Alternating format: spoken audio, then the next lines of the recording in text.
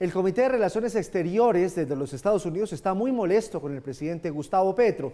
No les gustó para nada que Colombia haya, según ellos, bajado la guardia en la erradicación de cultivos ilícitos.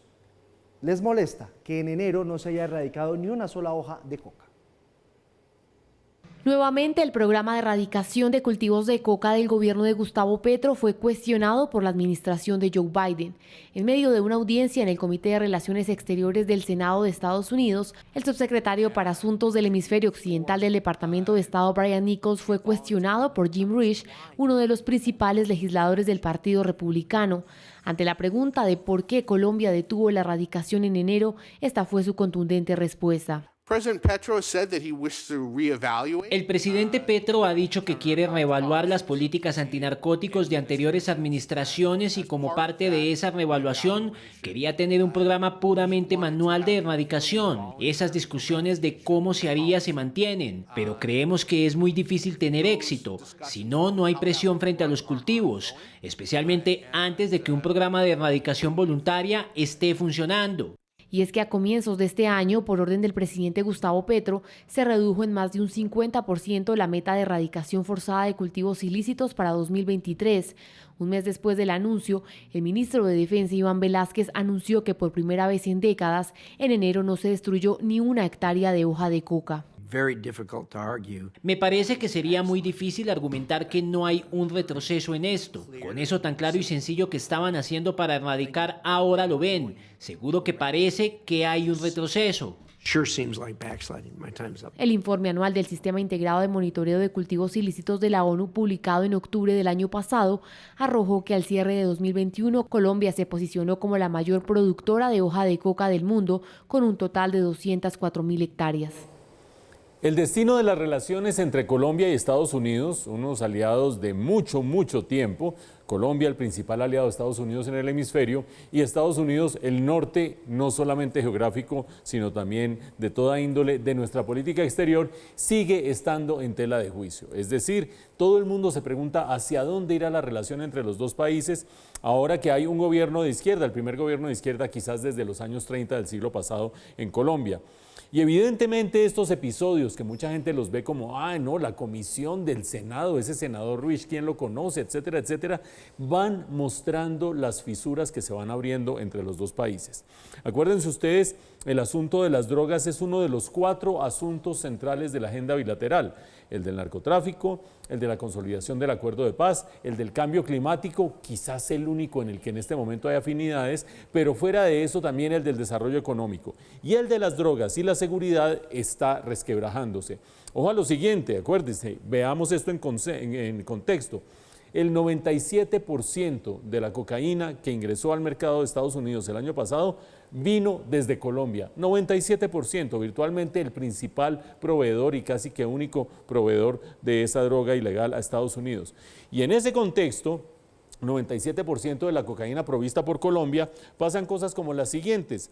En el año 2012, la erradicación, que debió ser de 100.000 hectáreas, solamente alcanzó 70.000 hectáreas. Caray, bueno, ahí ya hay un primer déficit en cuanto a las metas de erradicación. La meta de erradicación para el año 2023, para este año, que se supone que podría ser 50.000 hectáreas, se redujo a 20.000 hectáreas, menos del 50%. Opa, se va complicando la cosa. Primer mes de este año, mes de enero, ni una sola mata erradicada. Es decir, como si no hubiera ya suficientes problemas del pasado, en el presente tampoco se mueven las cosas. Y agréguenle a eso ustedes los bemoles del acuerdo de paz, en concreto, como lo vamos a ver en un momento, los bemoles asociados a la ley de sometimiento, donde hay un tratamiento bastante favorable para los narcotraficantes, para los delincuentes comunes y para la posibilidad de que se queden con buena parte de su fortuna, con una parte significativa de cualquier manera.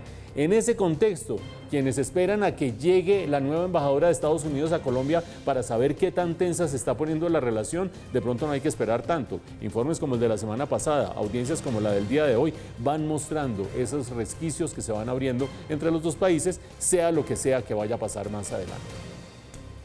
Y entre tanto, el gobierno radicó ante el Congreso el proyecto de sujeción y desmantelamiento de estructuras criminales, mejor conocido como Ley de Sometimiento.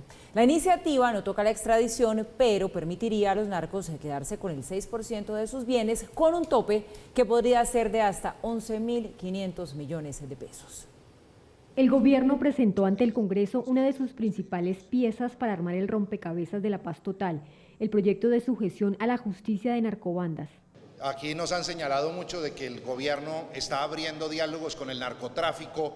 No hay ningún tipo de diálogo ni ningún tipo de prebenda al narcotráfico. Aquí hay simplemente una ley que presentamos a consideración del Congreso para que allí se definan las condiciones en las cuales va a operar una sujeción. Los narcos que acepten responsabilidad, entreguen información y reparen a sus víctimas recibirían penas que deberán pagar un tiempo en la cárcel y otro tiempo en libertad condicional. Por una pena de entre 6 y 8 años de prisión efectiva, sin rebajas en una cárcel de las de nuestro sistema carcelario, y 4 años posteriores de libertad condicional, libertad vigilada para actividades de restauración y de reparación a las víctimas. Uno de los artículos que genera mayor polémica es el que les permitirá a los narcos quedarse con el 6% de sus bienes.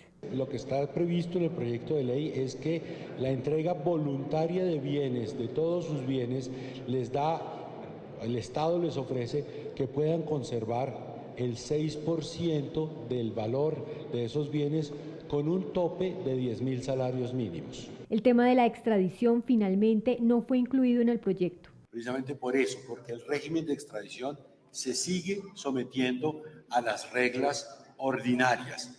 Esas reglas ordinarias, como todos lo sabemos, tienen un momento de discrecionalidad del presidente de la República para conceder o negar. Bajo esta ley podrían desmovilizarse grupos armados como el Clan del Golfo. El gobierno insistió en que con la segunda Marquetalia se está evaluando si se le da o no carácter político. Buscamos al fiscal general de la Nación y no le gustó para nada esta ley de sometimiento y alerta sobre temas delicados. Por ejemplo, dice que delitos como concierto para delinquir podrían ser indultados y más allá, podrían tener libertad inmediata. Veo también con mucha preocupación y con alarma que muchas de las objeciones y de las observaciones que planteó la Fiscalía no fueron recogidas.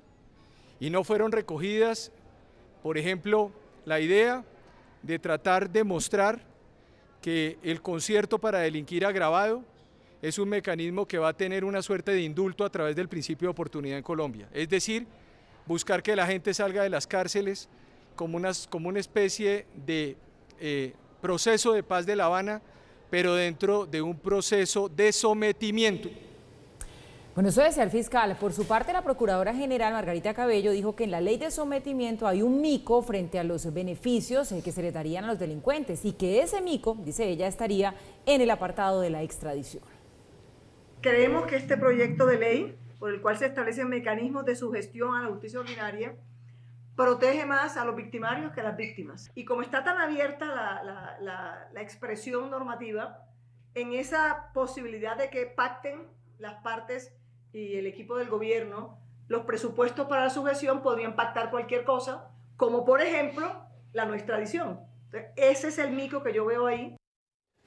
Germán Vargas Lleras volvió a aparecer, ¿no? Ya había hablado la semana pasada y hoy volvió a hablar, esta vez de la ley de sometimiento. Tampoco le gustó. Dice que esta ley de sometimiento le abre una puerta a criminales muy peligrosos y una puerta más grande a la impunidad. Muy delicados ambos temas, tanto el de humanización como el que hoy conocimos de sometimiento. Muy graves apreciaciones. Tendremos oportunidad de expresarlas a través de la bancada en el Congreso. Se abre la puerta para un descomunal proceso de impunidad a muy graves delincuentes. Y quien fuera el jefe máximo de las FARC, Rodrigo Londoño, le hizo un duro reclamo al gobierno nacional por la seguridad de los firmantes de paz. El presidente del hoy Partido Comunes advirtió que la implementación del acuerdo corre peligro. El SOS se da ante el riesgo de desplazamiento de excombatientes del espacio de mesetas en Meta por la amenaza de las disidencias de Iván Mordisco. 6 años después, desmovilizados de las FARC y sus familias tendrían que abandonar el espacio territorial de Mesetas en el Meta por presuntas amenazas de las disidencias de Iván Mordisco. La denuncia fue hecha por el propio Rodrigo Londoño. Señor presidente, 86 mujeres, madres, cabeza de familia, 80 niños y niñas, entre ellos 30 de brazos, personas de la tercera edad y discapacitados, integrantes de 200 familias que han sido desplazadas. Londoño lanzó este SOS a través de sus redes sociales, argumentando que el gobierno no ha atendido a sus llamados y que desde que se posesionó el presidente Petro están esperando que los reciban. Acuerdos que sentaron las bases para que usted hoy pueda estar liderando y construyendo la paz total. Pero esos cimientos de esa manera van a ser destruidos si no se garantiza la seguridad de los firmantes.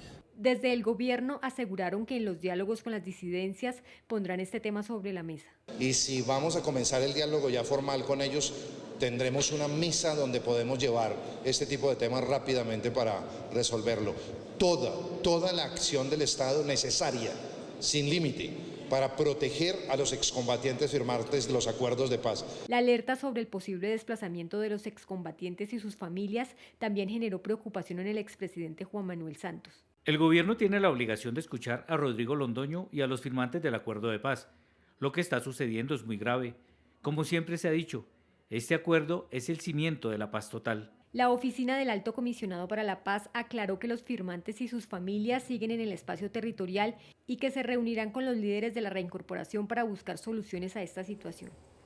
Finalmente, después de ires y venires de conversaciones entre unos y otros, ustedes han visto, se radicó el proyecto de ley de sometimiento de los grupos criminales ante la justicia colombiana. Recordemos, demos un pasito atrás y veamos el bosque. Dos procesos que está adelantando el gobierno en el contexto de la paz total, unos procesos de negociación con el ELN y por ahora con las disidencias de las FARC de Iván Mordisco, procesos de negociación que corresponden a grupos que tienen un estatus político, aunque se dediquen también a las actividades criminales permanentemente, pero tienen estatus político, y el otro brazo de la paz total, que es esta ley de sometimiento para grupos que se dedican exclusivamente a el tema de la delincuencia, el tema del narcotráfico principalmente.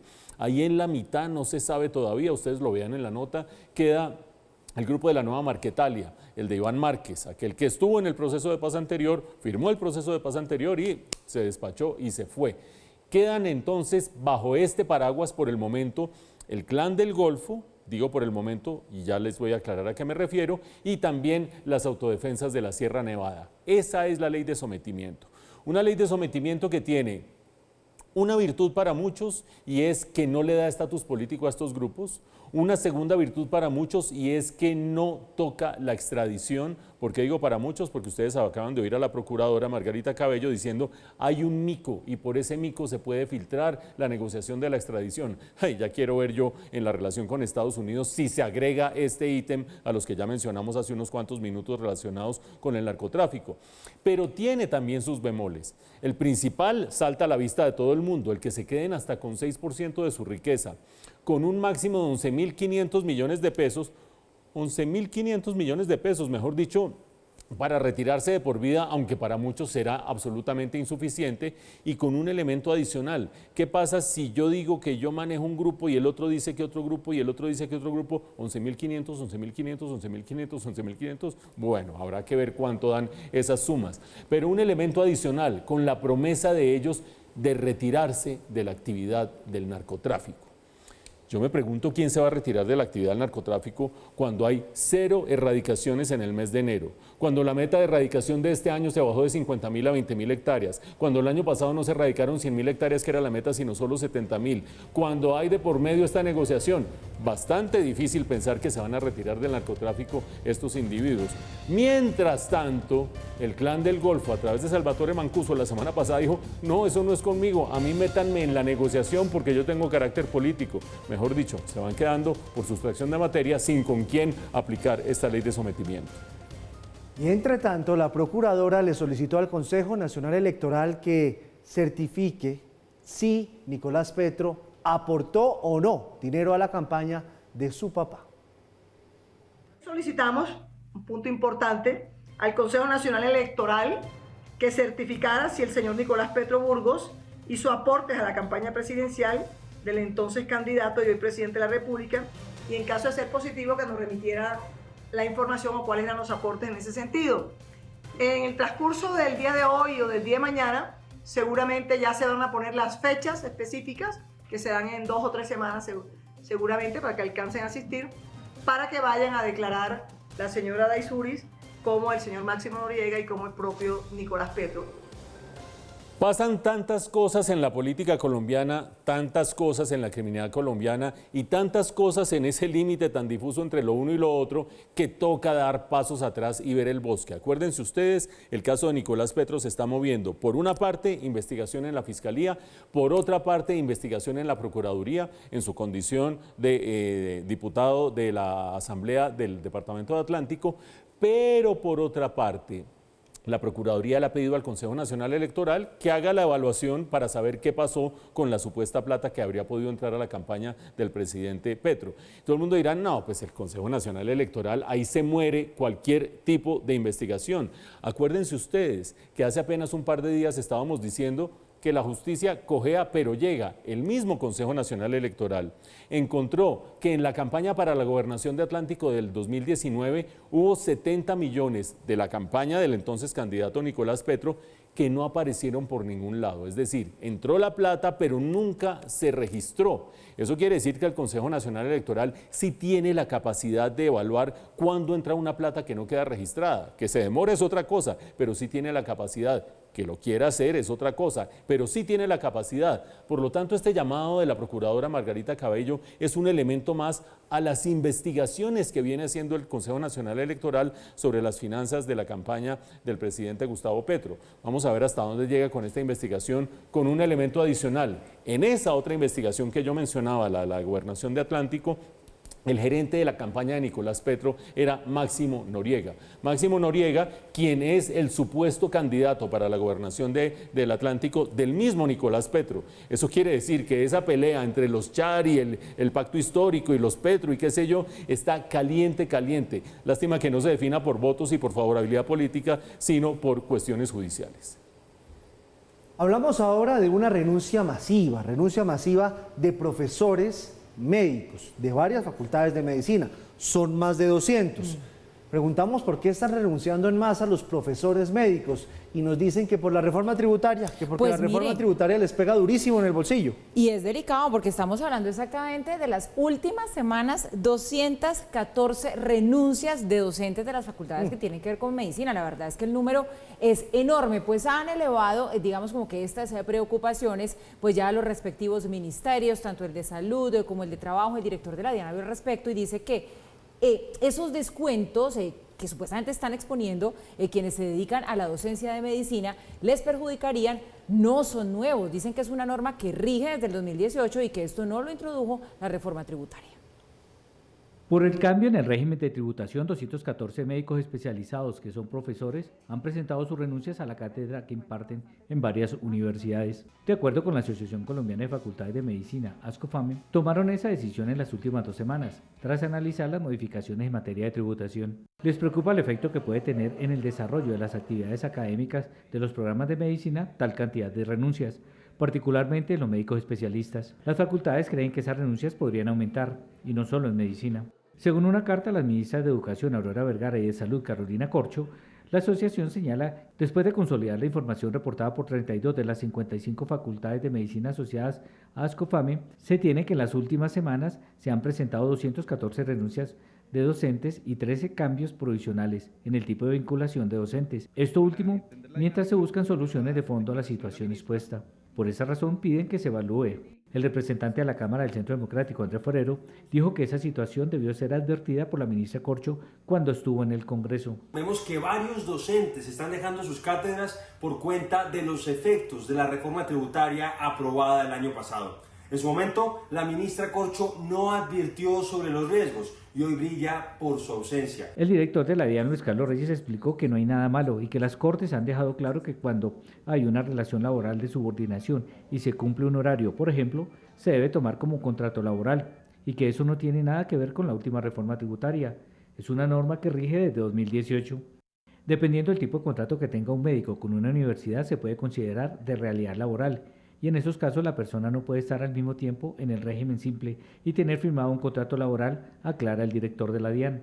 De acuerdo con la entidad, los médicos están en un error porque, contrario a lo que reclaman, la reforma tributaria les redujo casi a la mitad la tarifa que pagan en el régimen simple, y la solicitud representaría un doble beneficio al buscar estar en el régimen simple y también tener una excepción en un contrato laboral. Si un médico u otro profesional tienen un contrato laboral y al mismo tiempo están en el régimen simple, están violando la ley.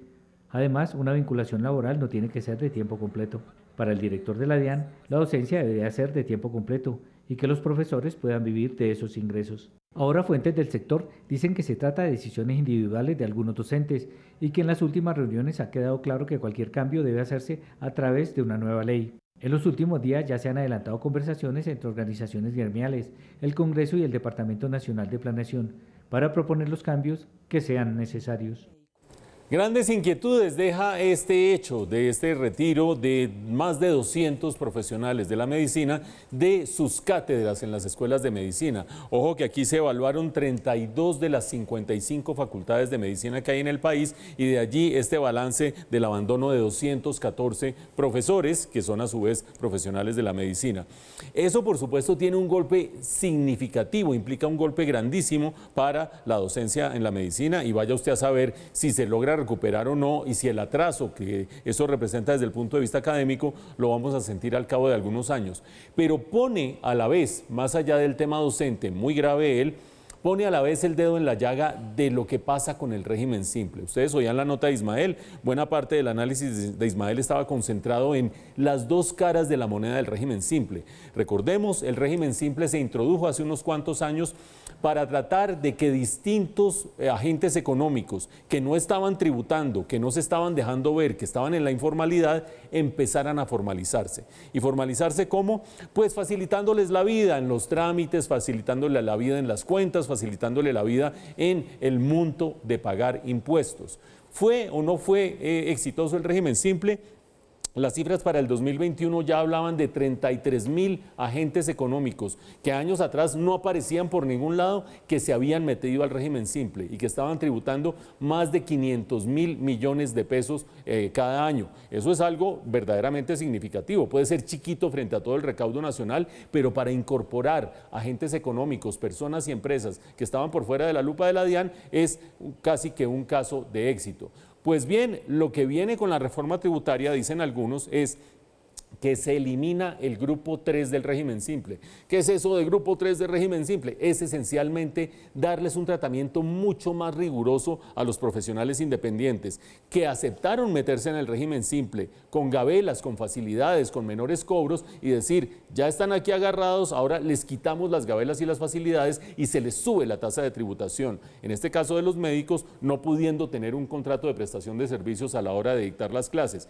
Entonces, en ese momento viene el gran debate, no que era para formalizar y facilitarle la vida a los que estaban en el régimen simple que se creó ese esquema y se creó esa figura. Ahora resulta que al sacar al grupo 3 sacan a todos los profesionales independientes y los terminan dejando colgados de la brocha. Ahí viene el debate. El director de la DIAN dice, eso viene de tiempo atrás, no tiene que ver tanto con la reforma tributaria. Los perjudicados y los contadores de los perjudicados dicen, sí, aquí nos terminaron colgando de la brocha.